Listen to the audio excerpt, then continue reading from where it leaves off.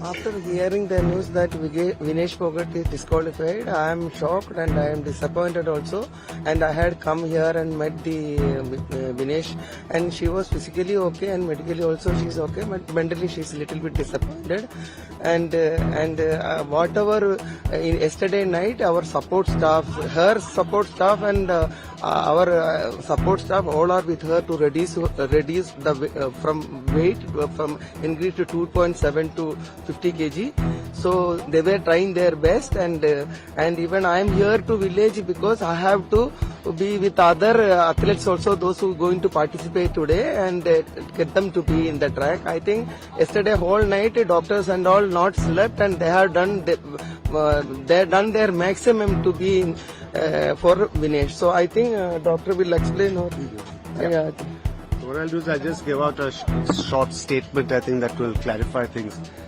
So I think what's important to understand is that all wrestlers usually participate in a weight category that's less than their natural weight. This gives them an advantage since they are fighting with less stronger opponents. Now this process of weight cut involves a calculated restriction of food and water, and we also involve a lot of excessive sweating, which is done with exercise, with sauna, with steam, and thereby we achieve that weight cut prior to the morning weigh-in. Now this weight cut causes weakness and causes some amount of energy depletion, and this is really counterproductive to participation. And hence for participation we do need to then restore energy with some amounts of water and some amounts of energy foods. So you can see this is a fine balance.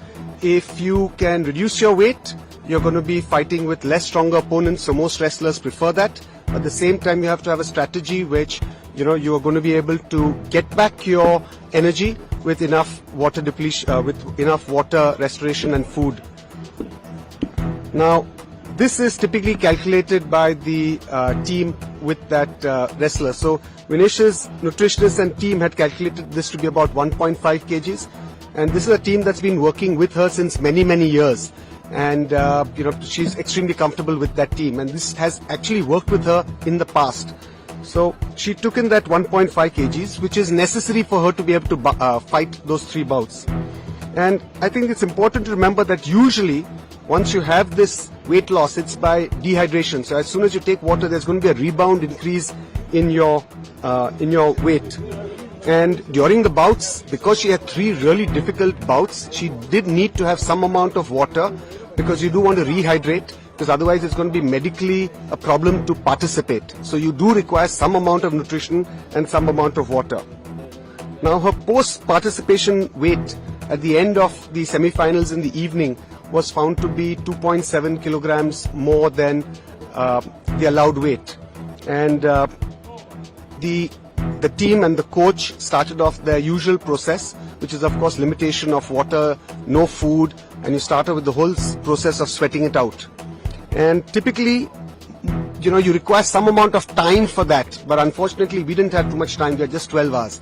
So the whole night, the entire team, went ahead with this whole process of trying to reduce her weight, putting her in a steam and sauna, making her exercise, and whatever was medically possible, we tried our best to try and get that weight down.